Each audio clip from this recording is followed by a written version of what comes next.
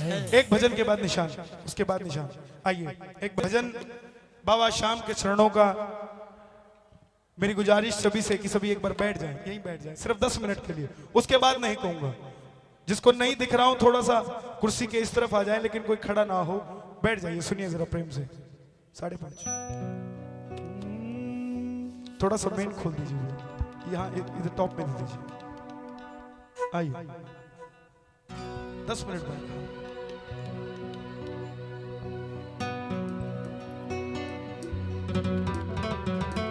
श्याम बाबा की कथा जो इस तरफ आप रूप देख रहे हैं, ये सिर्फ शीश है, फूल है, बागा है, नीचे का शरीर नहीं है। खाटू श्याम जी कितने भगत गए हैं? करीब 20% भी नहीं गए यहां जितने पंडाल में बैठे हैं। लेकिन आप सबके लिए कहकर जाऊंगा, इस भजन को ध्यान से सुन लीजिएगा। करीब इस कथा को सुनने के बाद 20-20 सालों के बाद लोगों के घर पुत्र रत्न की प्राप्ति हुई है, लोगों के बिगड़े काम बने हैं। और आपके लिए सबसे बड़ी बात कि परसों श्याम बाबा की सबसे बड़ी ग्यारस, जिस दिन बाबा का शीश प्रकट हुआ, वो दिन परसों है। तो आइए बाबा के उस पावन दिन की ओर चलें। इस भजन को नहीं, इस कथा को सुनिएगा जो बाबा के चरणों की है। आप सभी से मेरी गुजारिश, सिर्फ 10 मिनट दे दीजिए, आप अपनी पूरी जिंदगी बनाकर ले जाओगे। सिर्फ 10 मिनट दे दीजिए। आइए। हरे का तू है सहारा सावरे, हमने भी तुझको पुकारा सावरे, नहीं और सहा जाए, अब बोल कहाँ जाए। 10 मिनट के लिए कोई माथा नहीं टेकेगा, मेरी गुजारिश सभी से। बैठ जाएंगे, यहीं बैठ जाएंगे, कोई माथा नहीं टेकेगा। 10 मिनट बात कर लीजिए, प्रेम से सभी गाइएगा और सुनिएगा इस भजन को। हरे का तू है सहारा सावरे, हमने भी तुझको है पुकारा सावरे। हरे का तू है सहारा सावरे, हमने भी तुझको है पुकारा सावरे। हरे का तू है सहारा सावरे, हमने भी तुझको है पुकारा सावरे। नहीं और सहा जाए, अब बोल कहाँ जाए, नहीं और सहा जाए, अब बोल कहाँ जाए। और एक बार ये लखनदार के हाथों अपनी बदबान छोड़ दो जरा, हाथों को उठाकर, और एक बार कह दो, हरे का तू है सहारा सावरे, हमने भी तुझको है पुकारा सावरे। हरे का तू है सहारा सावरे, हमने भी तुझको है पुकारा सावरे। और ये बात शुरू होती है महाभारत के उस युद्ध से, जो युद्ध पांडवों और कौरवों के बीच हुआ। कौरवों की रखवाली कन्हैया की नारायणी सेना कर रही थी, और पांडवों की रखवाली गोविंद मेरो है, गोपाल मेरो है, गोविंद मेरो है, गोपाल मेरो है, गोविंद मेरो है, गोपाल मेरो है। श्री बांके बिहारी नंदलाल मेरो है, श्री बांके बिहारी नंदलाल मेरो है। कौन है ये? पांडवों में भीम, भीम के पुत्र हुए घटोत्कच, और घटोत्कच के पुत्र हुए महाबली बर्बरी। बाल घुंघराले थे, बर्बर शेर की तरह थे, नाम पड़ा बर्बरी। जन्म लेते ही 14 बरस की आयु ग्रहण कर ली। जैसे डॉक्टर का बच्चा डॉक्टर बनने की सोचता है, इंजीनियर का इंजीनियर। क्षत्रिय परिवार से थे, मन में इच्छा आई, अपने पास भी शक्ति होनी चाहिए। माँ के पास गए। अहलावती के लाल हैं, बोलिए अहलावती के लाल की। माँ के पास गए कि माँ मैं भी कुछ शक्ति प्राप्त करना चाहता हूं। माँ ने भोलेनाथ की तपस्या करने को कहा और भोलेनाथ की तपस्या से 3 बाण ऐसे प्राप्त किए जिससे तीनों लोकों पर विजय पा सकते थे। बोलिए 3 बाणधारी की। 3 बाणधारी महिमा अति भारी। 3 बाणधारी महिमा अति भारी। 3 बाणधारी महिमा अति भारी। जो खट्टू वालो सांवरियो, जो खट्टू वालो सांवरियो, जो खट्टू वालो सांवरियो, जो खट्टू वालो सांवरियो, भक्तारो पालन हमारी। 3 बाणधारी महिमा अति भारी। 3 बाणधारी महिमा अति भारी। और जब ज्ञान आता है इंसान के पास तो बांटने निकल पड़ता है। शक्ति आई तो उसका प्रयोग करने निकल पड़े। बोले मां मैं इस युद्ध में भाग लेना चाहता हूं। मां ने सोचा कन्हैया की सेना तो कौरवों की तरफ है, पांडव कमजोर होंगे। वचन ले लिया, जा बेटा, लेकिन जाने से पहले 2 वचन देकर जा। पहला कि जो पक्ष हारेगा तो उसका सहारा बनेगा। बोलिए हारे के सहारे की। हारे के सहारे आजा, तेरा दास पुकारे आजा। हारे के सहारे आजा, तेरा दास पुकारे आजा। आजा लीले चढ़ के, आजा लीले चढ़ के, आजा लीले चढ़ के, आजा नीले चढ़ के। और दूसरा वचन, रस्ते में कोई भी तुझसे कुछ भी मांग ले तो इनकार नहीं करेगा। बर्बरीक नतमस्तक होकर चल पड़े। जैसे शेरों वाली मां शेर की सवारी करती है, भोलेनाथ नंदी की सवारी करते हैं। हमारे बाबा श्याम लीले घोड़े का असवार, खटो वालो सावरियो, लीले घोड़े का असवार। बाबा का लीला घोड़ा, जरा आप भी हाथों को उठा लो, जरा ताली बजाकर प्रेम से। हो लीले घोड़े का असवार, खटू वालो सावरियो, नीले घोड़े का असवार, खटू वालो सावरियो। ओ सावरियो ने मारो। देखो जरा बाबा का छत्र ऐसे हिल रहा है जैसे लीले घोड़े पर बैठा है मेरा बाबा। ओ सावरियो रे मारो सावरियो, सावरियो रे मारो सावरियो, सावरियो रे मारो सावरियो। हो लीले घोड़े का असवार, खटू वालो सावरियो, हो लीले असवार, खटू वालो सावरियो। चल पड़े बर्बरीक युद्ध की तरफ। चारों दिशाएं हिल उठी कि कौन आ गया।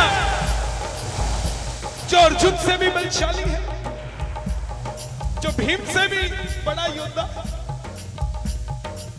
सब जानता था वो मुरली वाला ब्राह्मण का रूप बनाकर आया। बोले कहां जाते हो बर्बरीक? बर्बरीक ने नतमस्तक होकर कहा कि मैं युद्ध में भाग लेने जा रहा हूं। ब्राह्मण देवता बोले बेटा तेरे पास ऐसी कौन सी शक्ति है जो तू युद्ध में भाग लेने जा रहा है? बर्बरीक बोले मेरे जो तरकश में 3 बाण है ना, इसमें से 1 बाण ही बहुत है आपके युद्ध का निर्णय करने के लिए। कन्हैया बोले बेटा बातें तो सब करते हैं, अच्छे दिन आने वाले हैं, आएंगे तब मानेंगे। वही बात साबित कर कर दिखाओ तो मानेंगे। सामने पीपल का पेड़ था, बर्बरीक ने चढ़ाया प्रत्यंचा पे बाण और एक ही बाण से पूरे पेड़ के पत्ते भेज दिए। एक पत्ता कन्हैया ने अपने पांव के नीचे दबा लिया। आखिर में वो बाण कन्हैया के पांव के ऊपर घूमने लग गया। बर्बरीक बोले प्रभु पांव हटाइए, एक पत्ता पांव के नीचे है। ब्राह्मण देवता मान गए, अगर ये युद्ध में चला गया तो सबको ढूंढ ढूंढ कर मारेगा। बोले बेटा तू किसका साथ देगा? बर्बरीक बोला मैं अपनी माँ को वचन देकर आया हूँ, हारे का तू है सहारा सांवरे, हमने भी तुझको है पुकारा सांवरे, हारे का तू है सहारा सांवरे, हमने भी तुझको है पुकारा सांवरे। अब ब्राह्मण देवता बोले अगर तू कौरवों की तरफ हुआ तो पांडव हारने लग जाएंगे, तो तू पांडवों की तरफ हो जाएगा, और अगर पांडवों की तरफ हुआ तो कौरव हारने लग जाएंगे, तो तू कौरवों की तरफ हो जाएगा। इससे तो निर्णय नहीं हो पाएगा। छलिया था ना, कभी किसी का नहीं हुआ। जन्म लिया तो देवकी को छोड़ दिया, यशोदा ने पाला, यशोदा को छोड़ दिया, प्रेम किया राधा से, राधा को छोड़ दिया, ब्रज में रहा, ब्रज को छोड़ दिया, किसी का नहीं हुआ ये। इसने सिर्फ अपना काम निकाला। ये बात बोली थी महाभारत के युद्ध में अर्जुन ने, जब घटोत्कच का वध हुआ। अर्जुन बोला प्रभु इस युद्ध में जीतने के लिए और कितनों की बलि देनी पड़ेगी हमें। तब भगवान बोले अर्जुन इस धरती पे धर्म की पताका फहराने के लिए अगर मुझे तेरी कुर्बानी भी देनी पड़े तो भी दे दूंगा, और मुझे मेरी कुर्बानी देनी पड़े तो भी दे दूंगा, लेकिन इस धरती पर धर्म रहेगा। और हम हरियाणा वालों की खुशकिस्मती है कि बाबा श्याम ने जो शीश का दान दिया, चुलकाना धाम समालखा से करीब 3-4 किलोमीटर, चुलकाना एक गांव जहां पर बाबा श्याम का शीश दान दिया। यह समालखा दिल्ली के पास, कहीं और नहीं, बिल्कुल आपके बगल में, यहीं पर अभी भी वो पेड़ स्थापित है। बोले बर्बरीक किसका साथ दोगे? बर्बरीक बोले प्रभु मेरा मार्गदर्शन करो। ब्राह्मण देवता बोले बर्बरीक मुझे इस धरती के कल्याण के लिए एक शीश का दान चाहिए, और वो शीश का दान 3 महाबलियों में से किसी एक का हो सकता है, या तो भगवान श्री कृष्ण का, या अर्जुन का, या तुम्हारा। कन्हैया की बलि नहीं ले सकता, उसने युद्ध रचना है। बर्बरीक की बलि तुम अपनी बलि दोगे तब जाकर इस धरती का कल्याण होगा। अर्जुन जिसकी बलि से ये धरती का कल्याण हो सकता है, उसका भी दान नहीं ले सकता क्योंकि उसने युद्ध खेलना है। बर्बरीक बोले प्रभु मैं अपने शीश का दान दूंगा, लेकिन जो शीश का दान मांग सकता है वो साधारण ब्राह्मण नहीं हो सकता। आप अपने असली रूप में आइए। और प्रेमियों, मेरे मोर मुकुटवंशी वाले ने अपना विराट रूप दिखाया और झोली पसार कर खड़ा हो गया। मांगा शीश का दान मुरली वाले ने, मांगा शीश का दान मुरली वाले ने, और बर्बरीक ने निकालू तलवार और एक ही बार में दे दिया शीश उतार खाटू वाले ने, दे दिया शीश उतार खाटू वाले, दे दिया शीश उतार खाटू वाले, दे दिया शीश उतार खाटू वाले,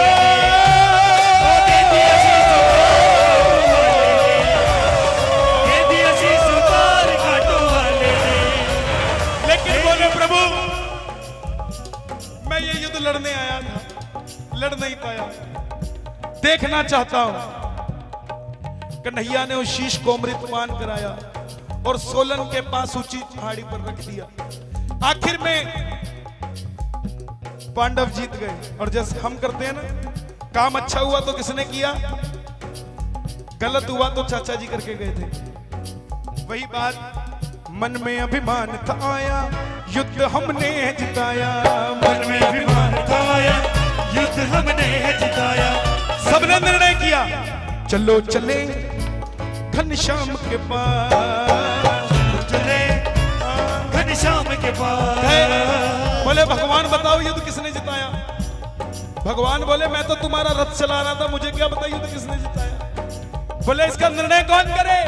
चलो चले उस शीश के पास, चलो चले उस शीश के एक बार जरा हाथों को उठा देना, जगत का रचैया शीश के पास जा रहा है, जरा ताली बजा देना। चलो चले उस शीश के पास, चलो चले उस शीश के सब गए। बोले बताओ ये युद्ध किसने जिताया? बर्बरीक के शीश से आवाज आई कि पांडवों, जो तुम घमंड करते हो किस चीज का करते हो? जहां कन्हैया थे तुम्हारी जीत हुई। अगर तुम बलशाली थे तो पांचों मिलकर अपने इकलौते बेटे अभिमन्यु को बचा लेते। अगर बलशाली थे तो मुझे पूरे युद्ध में सिर्फ और सिर्फ कन्हैया का सुदर्शन चक्र चलता दिखाई दिया। और प्रेमियों, ये बात कन्हैया को इतनी पसंद आई, वरदान दे दिया बर्बरीक को कि बर्बरीक जाओ, कलयुग में तुम मेरे श्याम नाम से पूजे जाओगे। जो भी भगत श्याम पुकारेगा उसकी मदद तुम करोगे। और जो भी तुमने अपनी मां को वचन दिया था कि हारे के सहारे बनोगे, जाओ। जो भगत हार कर तेरी कथा सुनकर पहली बार तेरे दरबार में बैठ जाएगा वो कभी खाली नहीं जाएगा। जो मांग कर चला जाएगा उसकी झोली भर जाएगी। तो एक बार जरा अरदास लगा देना, जरा हाथों को उठाकर, एक बार जरा हाथों को उठाकर और ताली बजाकर कह देना, जब कोई नहीं आता, जब कोई नहीं आता, जब कोई नहीं आता, जब कोई नहीं आता, मेरा श्याम आता है, मेरे दुख के दिनों में वो बड़ा काम आता है। मेरे दुख के दिनों में वो बड़ा काम आता है। मेरी नैया चलती है पतवार नहीं होती, मेरी नैया चलती है पतवार नहीं होती। अगर बात सच्ची है तो आप गाओ, मेरी नैया चलती है पतवार नहीं होती। किसी और की अब मुझको दरकार नहीं होती। जिसको सिर्फ सांवरे की जरूरत है वो जरा हाथों को उठा ले और जरा ताली बजाकर कह देना, ओ मेरा कोई न सहारा बिना तेरे गोपाल सांवरिया मेरे। कोई न सहारा बिन तेरे गोपाल सांवरिया मेरे। गोपाल सांवरिया मेरे, गोपाल सांवरिया मेरे। और ये बात सभी बोलना, मेरा छोटा सा परिवार, मेरा ओ हरि आ जाओ एक बार, मेरा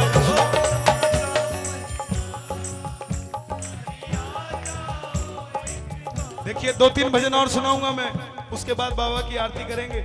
लेकिन एक बार जो लेकर जाएगा प्रभु को वो गाइए, हो मेरा छोटा हरि, ओ हरि आ जाओ, हरि आ जाओ। मैं कब से निहारूं तेरी बात, हरि आ जाओ एक बार। मैं कब से निहारूं तेरी बात, हरि आ जाओ एक बार। और ये वरदान मिला खाटू वाले को, जिसके नाम से खाटू नरेश जमे जाते हैं।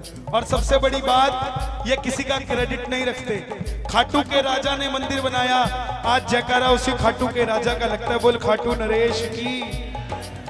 लख दातार है, लख कर देने वाला है, लाखों में देने वाला है, और आजकल तो करोड़ों में देने वाला है साहब। क्योंकि जो जाता है लखपति तो उसको देखा ही नहीं, सीधा ही जंप मार के करोड़पति हो जाता है। जो लोग कभी सोचते नहीं थे कि हमारा भी 2 BHK 3 BHK होगा, आज लोगों के लिए कॉलोनियां काट के देते हैं कि आप रह लो जाओ। हमें तो डॉक्टर की मौज है, ये कुछ और नहीं। ओ हरि आ जाओ, हरि आ जाओ, हरि आ जाओ, हरि आ जाओ, हरि आ जाओ, आ जाओ, हरि आ जाओ। अब देखो हरि आ जाओ। फागुन के मेले में खाटू कौन गया? देखना चाहते हो नजारा कैसा होता है? देखना चाहते हो?